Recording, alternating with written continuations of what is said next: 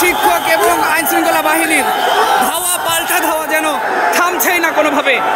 সচিবালয় অভিমুখে তাদের যাত্রা করেছিল, সেই সময় আইনশৃঙ্খলা বাহিনীর সঙ্গে ধাওয়া পাল্টানোর ঘটনা ঘটে। ইতিমধ্যে একজন কিন্তু আমরা দেখছি আহত হয়েছেন, তাকে নিয়ে যাওয়া হচ্ছে।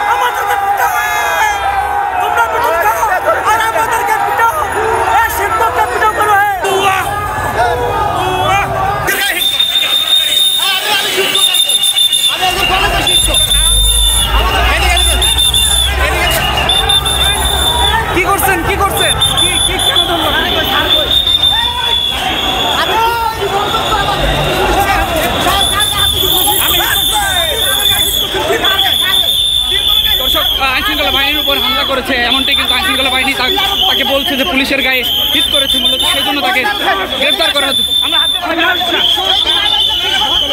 ওনার পরিচয় কি?